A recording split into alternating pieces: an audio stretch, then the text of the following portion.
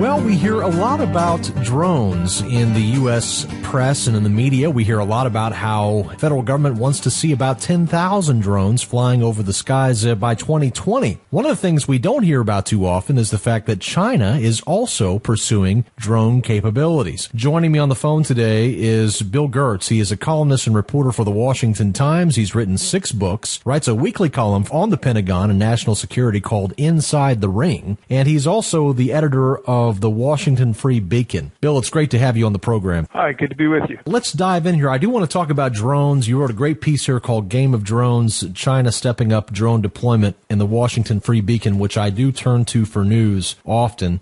Tell me, you've been talking about China for a long time. What is, from your experience, what do Americans not fully understand about China and what it's doing right now? Well, I think put simply, there's a lack of understanding that despite all the revolutionary economic changes that have taken place in China, that Beijing continues to be ruled by a nuclear-armed communist dictatorship.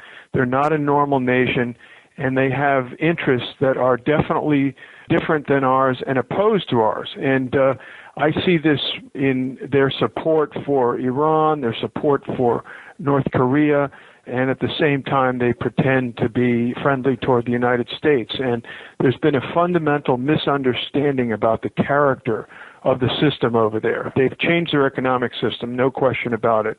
But the political system remains fundamentally a Soviet-style dictatorship.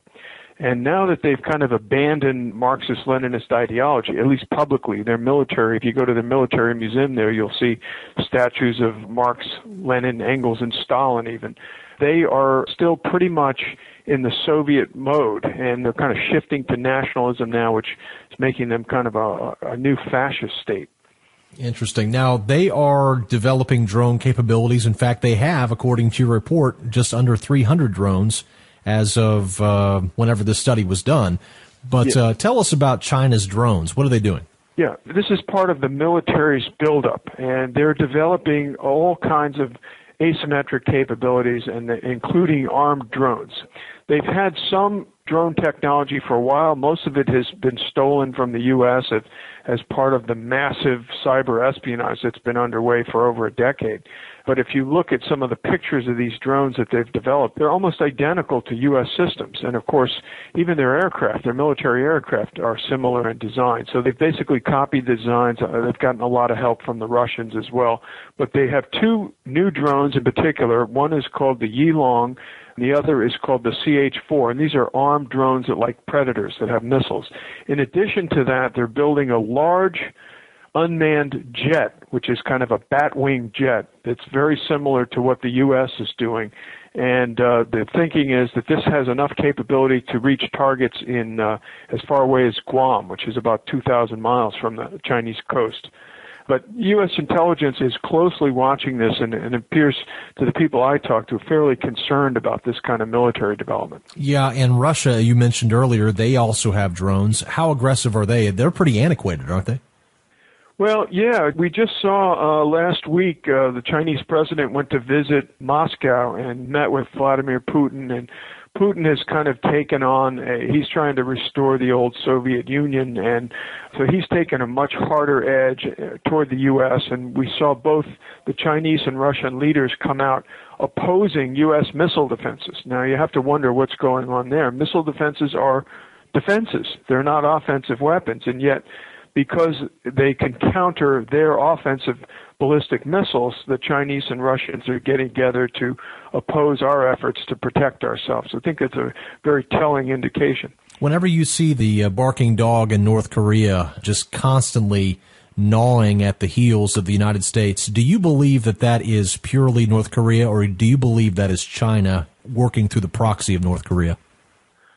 Well, they're very close, North Korea and China, especially the militaries. And China's been playing a double game on North Korea for years. In one sense, they try to appear as if they're cooperating with the United States and the UN to sanction North Korea for its missile tests and nuclear tests. But behind the scenes, the Chinese and North Korean militaries are as close as the Chinese like to say, as close as lips and teeth. And all Chinese leaders, before they become the top party leader, they always travel to Pyongyang, the North Korean capital, to express their ideological solidarity with that communist regime. So it's a real problem, and it won't be solved until the Chinese can step in and pressure that regime. They haven't done that. Despite sanctions, they're continuing to provide North Korea with the oil that it needs. All the trade and goods comes from China. So this idea that the Chinese are somehow cooperating with Japan, South Korea, and the United States is false. Interesting. Now, you've been a forerunner on this. You've been talking about China for some time, and I do want to bring up this pivot that we see in the West towards China. What are your thoughts on it? And my question really is, what is Washington's end game in moving into the Pacific, and do you think they will succeed? Well, I've written extensively about this. The military really, there's been a big debate within the Pentagon over how to deal with China. And there's these pro-China elements who want to treat China as just a normal nation like any other nation, and others who say, no, wait a minute, we've got to start building up our forces now to be able to deter them. Otherwise, they're going to use their military for coercive diplomacy and turn the Pacific into a Chinese lake where everyone has to bow down and kowtow to Beijing. So there's been this fight going on for a while. They developed a new concept at the Pentagon called the air-sea battle, which is a way to organize our Navy and Air Force to better deal with the threats from China. But they had to, because of the pro-China policymakers, they had to say that it wasn't targeted on China, which undermined its ability. The other thing is the government's basically bankrupt now. We're looking at huge cuts we've already had over the last 4 years, and now another 600 in defense. Unless there's a dedicated budget to the Pacific pivot, it's really not going to last. And I've heard some officials tell me that the Obama administration would like to get rid of the whole concept of the Asia pivot, claiming it's too expensive and will upset the Chinese. They want to have more appeasement-oriented policies toward China. A final question, Bill. I know you got to run. I know you're busy. Let's talk about this final question, and that is, are we moving into a war? The average person who's watching a lot of this stuff on TV, they see China, they see Russia getting together, they see the BRICS Bank, they're talking about breaking the dollar, they're talking about, North Korea, we see a lot of alliance with them in Iran. American people are confused. The ones who are paying attention are wondering, are we heading towards a war? What does your expertise tell you? Well, I don't see a hot war. I definitely see a cold war, and I think that's already well underway if we just look at the Chinese cyber attacks that only in recent weeks have gotten the kind of attention that I've been trying to focus on them over the last several years. China has been engaged in cyber warfare against the U.S. I mean, stealing technology and secrets, but more nefariously, they've actually planted nefarious